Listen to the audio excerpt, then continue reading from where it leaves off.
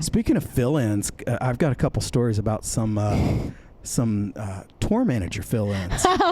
Don't tell me, because Kyle's my tour manager, who's also, producing this podcast. But Hi, Kyle. He's gonna have to take a weekend off in November, and I told my booking agent, like, unless it's like big money, I'm not doing it without Kyle. Yeah, that's me. If my drummer and guitar player can't do the show anymore, I don't take the offer. If that date doesn't work for them, I'm like, nah, not worth it. Hey, everybody, this is Bree Bagwell, and this is my podcast, Only Vans, where I talk to my friends in my van.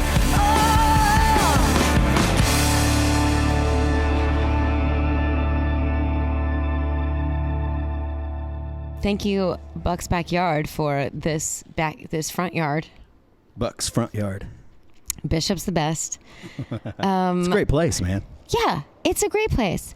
I just wanted to start with like the most important question, which is, do you remember the Bahamas? Mm-hmm. Yes, it was lovely and stressful.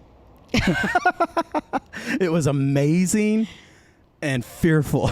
I just feel right, because people, I'll just give a little background and you can tell. We were on a boat, him with his wife, me with Paul, of course. We were triple dating on a boat. And 50-foot catamaran. It was, not like a small boat, like a great sailboat. Yeah. And that was when COVID hit. And so we didn't have service. March of 2020. And so every time we would get service, it would be like, your shows are canceled. All your gigs are canceled. Like, we would just be drinking and playing stupid games and snorkeling. And then all of a sudden we get back on the boat. We go, we're getting near another island. Oh, I've got service. Apparently people are fighting for toilet paper. Right. It was so... apparently next week's shows are canceled. And then it was a month's shows. And then... Right. And then my manager was like, I have to prepare you. You are not coming back to the same America. And I was like... And we're just sitting with blue water and drinking rum and just having the best paradise. Time. It was so sweet though to be there with you guys, because I feel like it was the last blissful moment. For the rest of our lives, COVID will always be a thing. It didn't really exist yet, and all the heartache and in our career the huge money loss and excessive amount of wasted time it felt like we were dealing with, which everyone was, but when you literally travel to play music and stuff and you can't, it's such like the handcuffs were on, Yeah. And I would do COVID. Everyone's like, would you do it differently? And I was like, absolutely. I would do it so different, but we didn't know how long it was going to be. Right. We didn't know. Yeah, we didn't know anything. And so... At that point, we didn't know if we could get back in the country. We should have stayed. Yeah. And we had someone babysitting our little boy, Luca, and he was just a baby at that point, one. Mm-hmm. And we were like, I guess we could always sail through the Gulf of Mexico, all over from the Bahamas, around Florida, and sail back to Corpus and make our way... To get to your baby. Back up home to our baby, because we had to get back in. But they said, I'm not sure if they're going to let you back in the country coming from another country right now. If you didn't have Luca and Paul didn't have Sierra, we would have definitely stayed in I feel like we would have been like, let's just ride this out. Totally. Seriously, I would have been game to just say, hey, let's just stay here for, I don't know, at least a month or two and see what happens. And we may have been there for a year. It was more fun for me though, because you're right. Because you're such a me and Paul could have done that the whole time, because you cook you're such an amazing cook.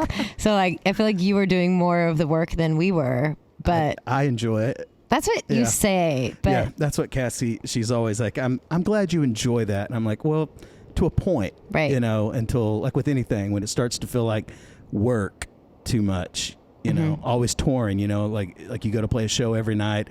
And I always told my guys, if it starts to feel like work, crack a beer. We don't want this to feel like work. There's a different mentality you have when something feels like work. Same thing with the cooking, and so. I love that. Yeah. So I always just said, make it feel like it's something fun. We're here to hang out. And you're having a good time, and everyone's attitude's always better, Yeah. But you can't get drunk. Right. I know, it's a fine line. Yeah. But no, cooking, I just love doing it. I don't like doing the dishes, but. Yeah, nobody does. Paul is a good dishwasher, though. He's real good at it. So He's glad he's good at something. Everything else he kind of sucks at, but he's real good at washing dishes. He's multi-talented dude. He's a little bit talented, Yeah, and a little bit. I have a feeling we're going to talk about him a little bit throughout this podcast. I got to get my notes out because I made some notes for you today. Notes? Oh, those are AJ notes. Oh, I don't want AJ notes. I know the first thing was my first question for AJ was how many heart attacks have you had, and do you plan on having any more? Is it 2? He said it was 1 and 2 overdoses, so I always thought it was. I thought it was 2, and anyway, it was. Yeah, we love AJ. We love AJ, and dearly. Oh, bless you! My dog sneezed.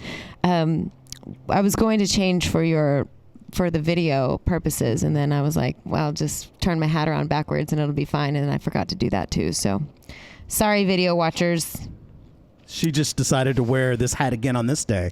Right, and a black shirt again. Again, but we're in a new location. That's true. Sorta.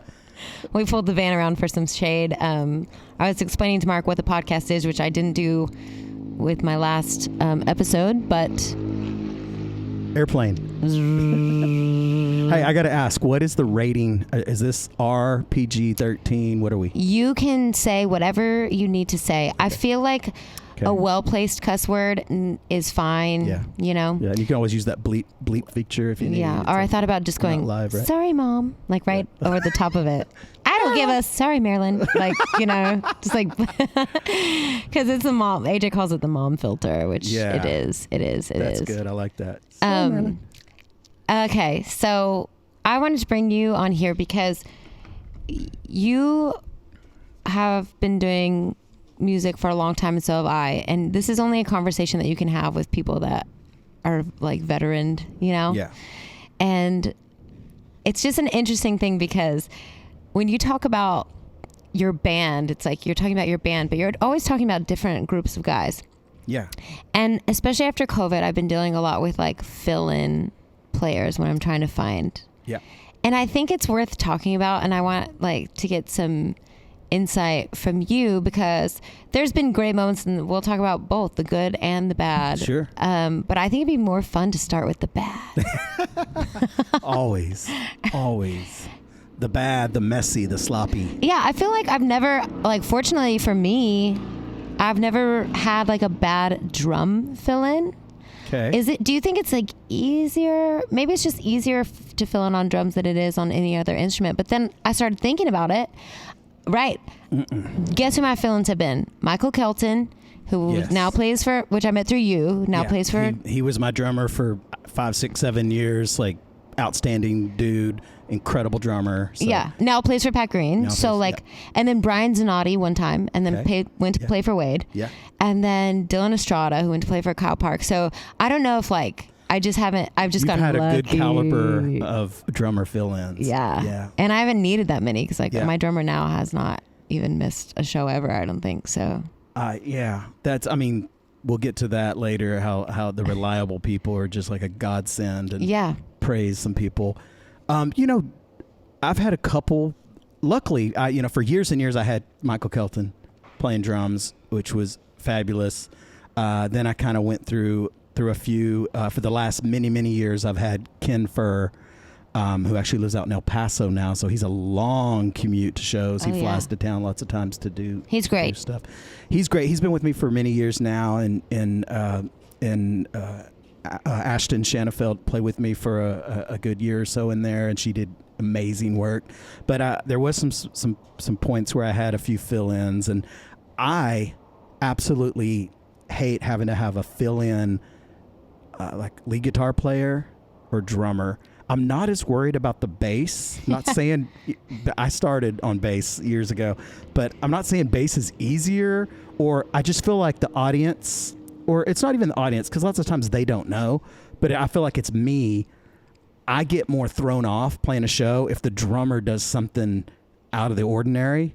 Right. Because I'm so about the beat is so in there, or if the lead guitar player is not doing certain melodies. Because when I write songs, those times I'll write like even some of the guitar melodies and stuff that I want to hear in there. And sometimes when a guy comes in and learns it, they just say, hey, I'm going to ad lib and just do this, and they don't do some of the quintessential things that you really wanted there. But I had a drummer that did one gig with me he'd planned to do more, but after one, I was like, it's just not going to work. Wasn't prepared, was horrible, not good. But anyway, I don't want to. No, ramble. that's great. I actually, like, it made me remember that I had a drummer fill in one time, and he kept slowing down the songs like throughout the thing. Tempo, man. But he was like slowing it down in the middle of the song, and he was like, well, and I told him, I was like, dude, what? And he's like, well, you're singing behind the beat. So I just kept he was slowing down to my vocal, which was hilarious. And we got in like an argument.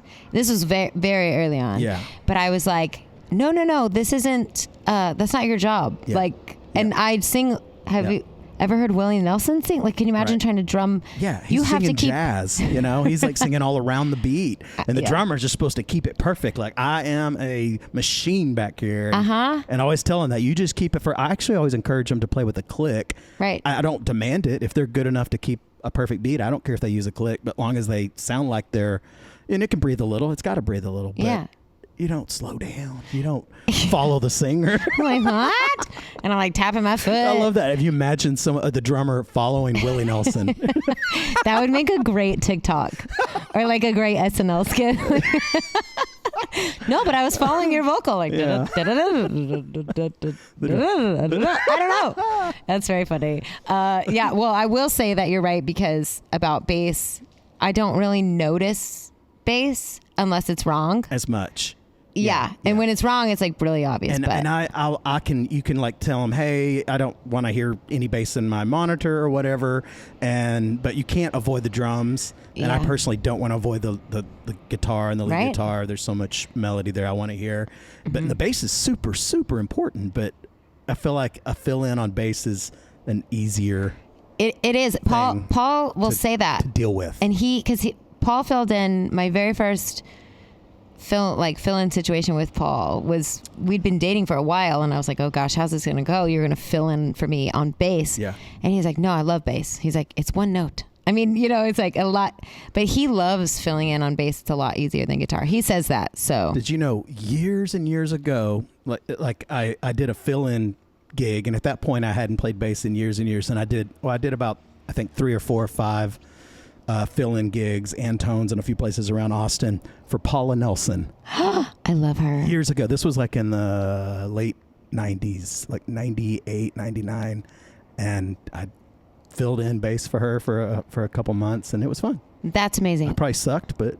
I met her outside of Saxon Pub, and I was like, I watched her show, and I was by myself. I was in college, and I was like, you were so good. And she was so buff. Like, she's so cut. She does like taekwondo or something. Oh, okay. Yeah, I haven't seen her in a while. She like called me from her phone and left me a voicemail and was like, hey, this is your new sister, Paula. Like, she was like the nicest person. She's sweet. Yeah. She's super cool. That's amazing. I didn't know you did that.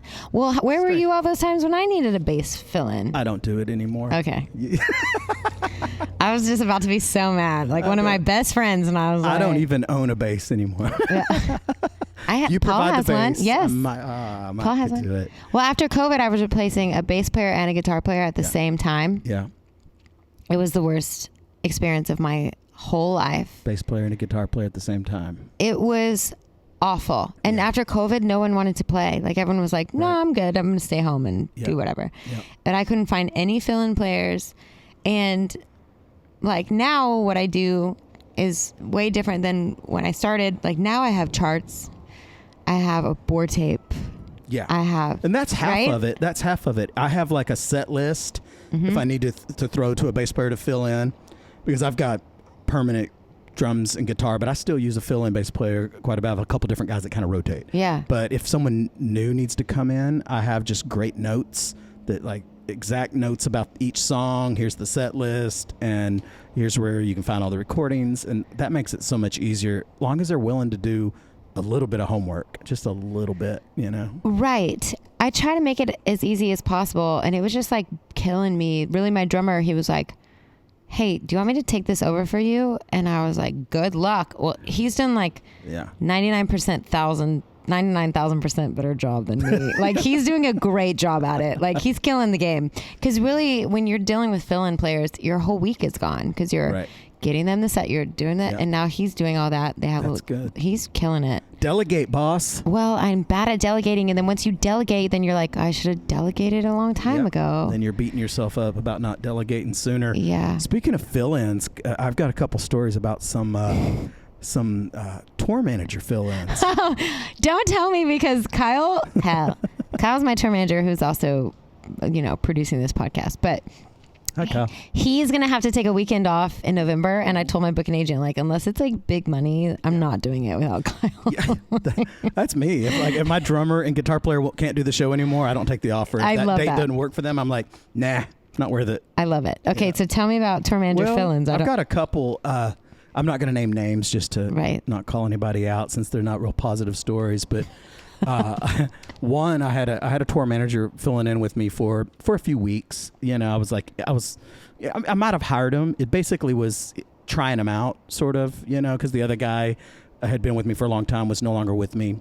And so it's sort of, and all these stories are pretty much that. It's kind of a trying out a new guy, and it didn't work out. So I eventually moved in. So that's kind of a fill in, That's was one of my notes. Yeah. Exactly. Yeah. Like, if you do a great job, you're probably going to be in my band. Yeah, you're probably going to get the job. Yeah. And this one guy, I could already tell it wasn't going well. It just, he was more interested in drinking at the shows and hanging out and picking up chicks, or, just having too much fun, where you need that tour manager that's more like Papa Bear, is going to kind of like make sure everything's running great. Right. Well, so, I finished the show, and one of his jobs was to kind of, take my stuff, because I would just walk off stage and sit my guitar on a stand and leave the stage and go to the merch table and do that bit. And his job was to kind of, break my stuff down and all that. Well, I finished the show with my beautiful Gibson J200. Oh, no. Loved that guitar. Had it for many years. Oh, no. And the next day, we show up at the next show and open up my case. I put it on and I strum it, and it's like crazy out of tune. And I'm like, this guitar's never out of tune, maybe the tiniest bit. And I strum it, and I'm like, what the hell is going on? A couple strings are kind of rattling. Well, I analyze it, and right at the block where the neck meets it, you could see the neck had been shoved in about a half an inch. There was just this giant curve and gap. And I was like, okay, somebody dropped this guitar. Like, it looked like it had been dropped right on the headstock. I'm going to throw up. It was just like horrible, and no one would admit to it. And I was like, hey, buddy, unnamed buddy, what happened? It was fine when I put it away. There's no way that injury could happen in a case. Well, anyway, it once I got my guitar tech, Tom Oatley, shout out to him in South Austin, who's amazing. I love that man. He's amazing with guitars. He's fixed a lot of things for me and friends of mine, and sets up guitars great. Well, he was like, he goes, because of where it is, he goes, I can fix all kinds of breaks and stuff. He goes, that is a big major job. The block has been moved. And he was quoting me like, I don't know, $2,000, $2,500, maybe more. Like, the guitar is not that much more than that from new, but it's sentimental. But I just shelved it, put it in a closet, and one day I'll get it fixed, but switched guitars. And then another tour manager that I loved, who'd been with me a long time, kind of did the same thing. And through my guitar was in one of those semi-hard soft cases that zip up. It wasn't zipped up. Threw it over his shoulder. Was walking it out to the van. It fell out and cracked the headstock. And Tom fixed that one perfectly. I still play that guitar to this day. It's glued back together. That's a great lesson though, because anytime like I'll put like a guitar in a case or whatever, and Paul's like, if you don't latch it right now, like you have to always pick it up. Totally, even if it's not you. Yeah. It's going to be someone else. And it would have been great if he picked it up and it fell out right then. It probably would have been fine. Right. But it somehow it managed to go over his shoulder and march through the parking lot before it finally went boop. Oh man. It's hilarious, but it's tragic. It is. It is. Oh my gosh. Another temporary tour manager. We had played a show up in Oklahoma, and we had done well. It was a festival, and we had sold a bunch of merch, and it was a good night. We were after partying. I believe Blue Edmondson and me were both on the bill, a couple other people. So we were all in a hotel room after partying, having a good time. And eventually I was like, all right, I'm going to peel off and go to my room, go to bed. And my tour manager was still partying and partying, I'm assuming. So the next morning we all load up in the van, we're ready to go. We're waiting on the tour manager. Oh no. And we're like, where's dude? And I'm not going to name names, but, and so we're like, well, someone call him. So Michael Kelton called him, said no answer. It just went to voicemail. And then we went to the front desk and said, hey, what room was, so what's our other room? You know, we had like 3 rooms. What room, or maybe that night we had 4. And we're like, what room is he in? Because he had a room to himself. Ooh, even. big time, 4 rooms. Yeah. And so somehow it worked out where he even was in his own room. And we went up there, knocked on the door, had to go back downstairs, get a key because he wouldn't still come to the door. We thought, is he dead? Right. So we eventually get into the room. We walk in there, and the dude is laying in bed, butt naked, cock out, holding an apple like this with one bite out of it. It had one bite, like the is that Snow White? Is it like the evil apple? The one bite out of it, just like passed out on the bed holding an apple, just like that, balls out. Swear to God. And we're just like, what the? And then as I look around, past the shock of that, I look around the room and I see the floor and the bed and everything is covered with money, literally just laying everywhere. Tell me that was not your money. He had made it rain. Apparently, he was so jacked up that the money, you could tell, had been thrown. Just been thrown. I don't know if he had a little rager in there or if by himself with his apple. Naked throwing money. Woo! Photo shoot. I don't know what the hell it was. So I said, Kelton was with me. I said, Kelton, pick up all that money. Pick it all up. And he was like, all right. And he's picking it all up. And I'm like, dude, wake up. Grab some water. We throw water in his face. And I'm like, dude, does he have a heart rate? Yeah. And finally, he kind of comes to and he goes, what up? And I'm like, what the hell are you doing? Why is my money slung everywhere? What's going on? And he wasn't coherent enough, big dude, so we couldn't carry him down the elevator, the stairs. Plus, he's butt naked, and we're not going to dress him. And so I said, all right, we're going to go to the van, and you've got 10 minutes. If you're not down there in 10 minutes, we're gone. He's half out of it. 10 minutes later, we leave.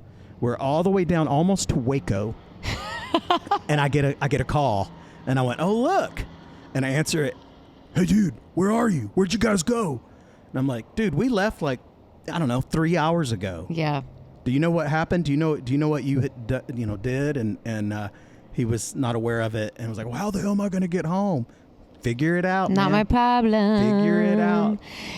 Wow. That is one of my favorite stories. I think classic. You've told me that one maybe on a boat when we were all drinking a lot, but that's amazing. But it's also like some people are not shocked by their actions the way that you are shocked. Mm-hmm. You know, I heard a tour manager who, this will give it away who it is, but it doesn't. Anyway, they should know better. Right. Is the point. And I was like, you know, you're responsible for driving the van, doing whatever, loading in. I just kind of give a rundown. And then we get in the van and he gets in the passenger seat.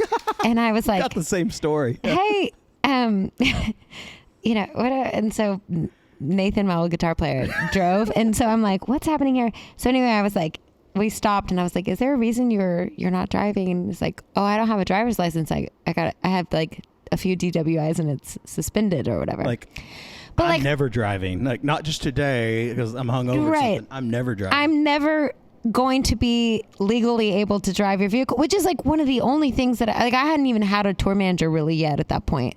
I was like, this is just to help us so we can get some sleep and you can't even drive. Yeah. Like those are things that you might want to disclose. Right. Maybe. Right. I don't know. The tour managers they have to kind of realize that I mean, that's part of the job, you know, that they can't tie one on. They can't. I had a girl fill in for me and the same thing. Came down in the morning. We're all getting in our seats, sitting there. Finally, she comes down and she crawls back into one of the back benches and just lays down. Good night. And I'm like, well, this van's not going to drive itself. Like, what are you doing? And it's like, I'm like crazy hungover. I couldn't, blah, blah, blah. And like the next night, it was like, you understand, your job is not to get jacked up. Your job is to be able to wake up in the morning, rally the troops, drive us to the location. And the next morning, she gets in and she starts it up, drives about 50, 75 miles, and then says, I don't think I can drive anymore. It's like I'm just worn out. and it's like someone else take over. It's like, okay, this is your only weekend. You're not coming back. This is not going to work. No. Yeah, I drive sometimes first shift because it's quiet and I enjoy it. I've driven a lot through the years because I don't know. I kind of enjoy it sometimes, especially early in the day. Totally, but yeah, I don't want to get done with the gig and we're all drunk and then your tour manager's drunk too. That's like, oh wait, no, that cannot happen. So then you've got your other guys that can sometimes fill in for you to drive, and they're willing to do it. And I've got a little story about that where my guitar player, I'm not going to name names, but we had done a run through Colorado, and we played Red River, Larry Joe Taylor's thing, and the next day we were supposed to be in Snyder, Texas to play a funeral or a memorial. And so we got up early the next morning. Why is that so funny? I don't know. Like, I've got to get there. I'm playing a funeral. Okay, guys. We got to get to the funeral. It was, Load up. It wasn't the actual funeral, but it was like a memorial for a dude. And that was a fan and that we were going to play. And so the next morning, my tour manager at the time, he had, with permission, had tied one on that night. It was all good. And this guitar player had agreed because he didn't drink. And he was like, I'll drive in the morning. No worries, guys. Y'all have fun tonight. And so I love when people say that. I know it. It's nice to have a guy in the band that doesn't drink too. Yeah. It's gold. Anyway, so we get in the van and we're all like hungover, crashing out. And so we leave Red River and we're going over here to Snyder, I don't know, 5 hours, 4 hours, I don't know. And I wake up and things look strange to me, or I kind of recognize it, but I'm like, John Denver's full of shit. This does not look correct. And I pull up my phone real quick and like hit the map thing to show me location where I'm at. We're in Santa Fe. We had gone from Red River straight down to Santa Fe. Way like 3 hours out of the way. Yeah. And then I'm like, what? Where are we? What? Were you not using the map on your phone? He was like, well, I mean, I didn't ever turn it on. I was glancing at it. Because I must have taken a wrong turn in Albuquerque, but it was in Albuquerque. You have had 2 pairs of gloves this whole time? Yeah. Anyway, we made it. That's amazing. Eric, my tour manager, jumped in and floored it. And we could never, you always try to beat Waze. Like carve time off of Waze. Like you cannot. It says this is your arrive time, and we went like 100, like fast as our Ford Econo van could go, and Waze would never like, oh, you've gained 5 minutes. Oh, you've lost 6 minutes. You could never buy back that time. We were a little late, but we got there and played 2 songs and it rained, so it was outdoors. Was the guy still dead? No, he rose from the dead and shook our hand when we got there and right. said, where the hell were you? We only did like 2 songs and it rained us out, so it was kind of oh my crazy. gosh. Yeah. I have a rain story that's appropriate for this moment. Okay. We had a fill-in guitar player, and this is when I was going through, I could not find a guitar player. Like, it was awful. We were really, we tried everything.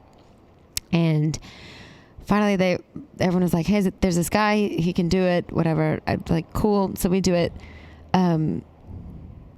It did not go well the first like 3 gigs, and it was like a 7 gig run. Oh, boy. And so our 4th gig was with a big name, and we were just opening. But I was still like, to me, it was worse than headlining because it was like a giant crowd with like people that I didn't want to see me suck, right? Right. So I texted that whole band and I said, hey, just so you know, I have a fill-in guitar player. It hasn't been going that well. Cut your girl some slack. Like, y'all know that I usually have a really good band, which I usually do. Don't judge the band. Right. Don't judge. And everyone was like, we get it, been there. And then one of the guys in the band was like, yeah, I know, I heard sound check. And I was like, great. So then right before we play, I heard sound check. I mean, I'm like, your anxiety, you know how it is when you have someone that your anxiety is through the roof. Sure. So I'm about to go on stage. Jesus, the universe, all the God, whatever you believe in, sent down the most torrential downpour. Gracias. Yeah. And it rained, and it took out the router for the soundboard. So by the time they got it dried off, nope. By the time they got it dried off and the speakers up, we had a 19-minute set. And so I just chose the the good ones. The But best it was like, songs. that was my moment of Yeah, it's like, hard to jack up a 19-minute set, right? It's like right. 3 long songs or 4 songs. I just picked the ones that I was like, okay, these are the ones that we've been doing the best at. But which is so strange to me because a fill-in gig is like a really hard thing. So it's really strange to me why anyone would take it if they didn't think that they could do it. Right, or want to prepare for it, especially when you know you're going to be in front of peers and a big crowd, and or maybe they think they're good enough that they can wing it, and some guys can, even unrehearsed. They're just like, I'm super good on the fly. I'll figure it out. But yeah, I had one guy who was definitely like good, but he did not learn my stuff or whatever, and we were like that an hour before our set. Your dog literally just caught a fly and ate it. Good catch, Whiskey. You need some whiskey to chase that down. Good girl. It was some kind of bug. Well, it's going to be on camera. Yeah. Good job. Wow. That's incredible. That's funny because I've only seen her miss a million times. Whatever it and was. you watch her one time and she gets one time. Oh, got it. Oh, and I missed it. But he filled in, and like an hour before the set, he was like, you know what? I say we just like scrap some of your songs and do like, do you know this one? This is a Keith Whitley song. Do you know this? And he starts playing like it. And I'm like, first of all, of course I know that song, but it's not in my key. Yeah. And we're not scrapping my songs for something you've just suggested. I mean, it was like mind blowing. Yeah. And then after the show, he was like, if you ever need me again, I was like, are you out of your mind? Are you out of your mind? Like the whole band was obviously so upset. Yeah. And I don't know how he didn't pick up on that. But I guess that's the same type of person who wouldn't prepare properly. You know, it all makes sense. I hate that when you go to do a show and anything just feels awkward. You know what I mean? And that's what it is. It's like half of getting up and performing is confidence. And when you don't have when you don't have that confidence of your band, right? You know what I mean? You're lacking that confidence. You're nervous. You're thinking, we're gonna sound off. We're gonna be loosey goosey tonight. It's not gonna be firing on all freaking 12 cylinders. And you have to smile and be like, aren't we having fun? And you want to jump off a bridge. Like it's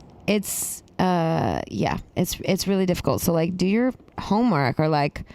Also, my other advice is like, don't hire friends don't let friends fill in friends drunk gigs. Oh wait, well, that's the thing. Fill in drunk. Fill in at all. No. Like I had my most recent one was like a merch person, and it was like, I want to I'll come and do merch for free, and I'm like, great. Oh yeah. At a festival, it's hot. We're all backstage. Have you ever hired merch guys and really like a fill in and really felt like you were losing money? Like something was being skimmed? Ooh.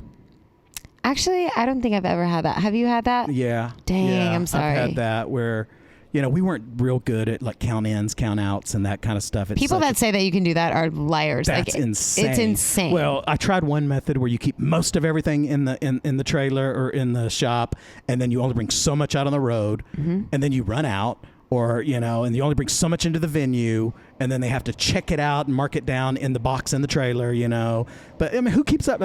If they're not reliable, lots of times they're the tour manager possibly doing merch. Sometimes you have both, tour manager and merch. That's what Kai does right now. Through the years. But it's like you've got, if they're then that's more work on you, which you already have a million things to do to monitor their honesty. Right. And, and when I get happened done to me once. Dang, I'm super sorry. I'm sure it's happened to me. And I can't prove it, but it was pretty damn obvious whenever I had more people. I could tell I could see the merch floating around the venue. And at the end of the night, it was reported, we didn't sell any of those shirts, or we didn't sell any of that. And I was like, no, I saw. The bartenders are all wearing my shirt right now. Don't you love that whenever they just, every gig you show up to, all the bartenders run up, what's the bartender rate? Do we got free shirts for the bartenders? And usually you try to hook them up, Yeah, we do a discount for sure. But yeah, it's really tough. I'm not saying I hate that, because it's great that they want to wear your shirt and promote it and stuff. But sometimes they just want it for free. You give away 5 shirts. That's $125 of cash flow, really. Yeah. It's not profit, but it's like, oh man. I only have so many mediums. I'm always like, Oh yeah, you always the just size always you're out of that night, and that shirt is the one everyone wants. You know? And it's the one all the bartenders got for free. It's always that one. Okay, let me look at. Oh, well, we're like actually already. Wow, time has flown. It's champagne, Mark. It's champagne. Because we're drinking champagne. But you did talk about just really, really good people, and I don't want to like bash all the people that filled in for me because they're. No, I don't want to have a bash fest because anyone who's ever filled in, I appreciate the offer, man. Thanks for doing it. Mm-hmm. It's not always working out, but the reliable guys, like I said, I won't book a show if I don't have my drummer, my regular drummer, my regular guitar player, and I would say my regular bass player, but I just haven't had a regular bass player in a while. It seems to be a revolving door, but it's the guys that you've had with me, like Cord Jackson and Ken Furr. They've been with me. Cord Jackson's freaking amazing. He's not like anyone else. He doesn't play like anyone else. He has his own style that's quirky but amazing. He's so great. I love watching him play. It's just unique, and it's become like I don't want to play a show without that. Besides acoustic shows, I do those alone, enjoy it, but I don't want to do a full band show without Cord, and he's my main harmony singer, and it's just I'm a fan. I literally listen to him every night because he just does like amazing, cool. He does the main things I want him to do, but then it's not structured. It's tons of ad-libbing, but I just love his taste. I love what he adds. It's just amazing, That's great. Ken, a solid ass drummer. Totally. Well, I have some bass people that it's pretty crazy because people go through cycles of life, and so they're like so Zeke Benanate was on the road with Charlie Robison, so he's Robison. Sorry, did I? Rob. It's okay. Hey, Kat, how did I say that name? I don't know, but I love him and we're friends. Yeah. I just for some reason thought I was saying it wrong. Anyway, so Zeke filled in with us for a long time. He's a great fill-in player. He's just great hang. But James Hurtless, who played with Josh Abbott forever. Great. He came in to do a fill-in bass gig and like nailed it. Like I didn't know that you could nail it. Right. Like he did. He's a pro, man. He's like rehearsed, singing harmony probably. He was singing harmony above me. Yeah. Like higher than me. Yeah. Guys, amazing. Yeah. He's so awesome. When that's what you want, when you get someone like that just comes in and just knocks it out of the park. I'm a pro. I know, like Ken Tondre. I know he does a lot of fill-in stuff. Amazing. Like that guy is never going to show up not fully freaking prepared. Paul Eason either. Yeah. And I've seen too. Paul like do a couple of things and then he'll just really prepare. But I've seen him turn down a lot of things. Because he doesn't have time to prepare. He doesn't want to be anything less than great, which I think is really good advice. If you cannot be great, like don't. It's not like we don't need fill-in money. It's just like if he doesn't have time, then he's Yeah. And then last thing about James Hurtless, just because I think this is funny, I was like, please take my gig. Like, I need a bass player. Like, please just take my gig. He was filling in all the time. And he was like, honey, I was on a bus with, I don't think he called me honey, but Bree. I was on a bus for 9 years. Yeah. With great pay, with catering, with giant crowds. Like, I'm not taking your shitty gig. And it was so funny. Like, it was just a total joke, but we died laughing. Yeah. But then he didn't take it. Yeah. I know he doesn't think it's that gig, but another good fill in to mention is Michael Terabay. He filled in and did a great job. Right. Some bass for me for a good handful of shows. Just make sure you have charts and your keys are in the same key, or else he'll throw a little fit. Yeah. on his podcast. Oh, okay. Wow. Well, we talked about that on his podcast. He's never done that with me. Gotcha. But he's just you don't want to tell somebody, here's the song, it's in G, and then you play it in A, and they're like, what? You didn't tell me. Yeah, when I was on his podcast, I was like, oh, I never do that. And I was like, ooh, I kind of do that. But now I'm a lot better about playing songs in the right keys. We have charts, we have board tape. Like, we're more good prepared notes. now. As long as you have good notes, so that nothing will be awkward, and surprise. Speaking of an awkward surprise, I'll tell you this real quick. I was doing a show opening for Ted Nugent, and at the horse race track up in Grand Prairie up there. Cool. And we, huge crowd, it probably ended up being like 30, 40,000 people. When we were playing, it was probably at least 25. And they said, all right, y'all get ready. Y'all go on right after this last race. They want to finish the race, and then they want to put the band on immediately. Everyone's gathered. So it's the last we're watching from the back of stage because it's right there in front of the track. And so they race the horses out. They're going like, wow, look at them. They're going around the track. Right around the last bend, a horse breaks its leg. Don't say it. Don't say it. Boom! Don't say it. Don't say it. That leg is just flopping like this. And we're like, oh my God. And it's just flopping. And the whole crowd's like, stands to their feet, And then the race ends. No one even pays attention to the end of the race because that poor horse is like this. Well, then they bring out the truck and they wrap a curtain around the horse off the back of this truck. They have this whole little thing that comes out in a curtain, and obviously they euthanize, and kill the horse right there and then tow it up into the truck. And literally the whole crowd's on its feet, just like silence. Everybody's just watching this because it's playing out behind the stage, right where we're standing, right there, and everyone can see it. And they're just, and they put this poor horse down. Oh. And then right at that moment, you hear this voice goes, "Ladies and gentlemen, Mark McKinney." And we're like, awkward, okay. And we jump out on stage and play. And I don't like to drink too much. And then throughout the whole show, like even when Ted came on, he kept referencing the dead horse. Ted Nugent's a nut. And he's like, yeah, how about that dead horse? Yeah. He was like, if we were over in France, they'd be cooking it. Yeah. He was just insane. Like, my heart is broken, but I'm also sweating. Like, there's a lot of emotions with that. It was the most awkward, intro, and then Ted finishing the night off, like, referencing the dead horse, and it was... yeah! With his little headset on. It was amazing. Well, on that note, I think that's a great place to end. So if you're going to fill in, don't suck. Don't suck. Or don't make things do awkward, it. Or don't do it. Just don't take the gig if you're not willing to put in the homework. And it can't, you're a pro. It can't be that much homework, right? A few hours. Right. Memorize the stuff. Hell, even put some charts on the floor. I don't care. Right. Just. Play the right. Yeah. Play the right things. Yeah. And, I was just going to say, stay sexy and don't get murdered. That's the sign off for my favorite murder.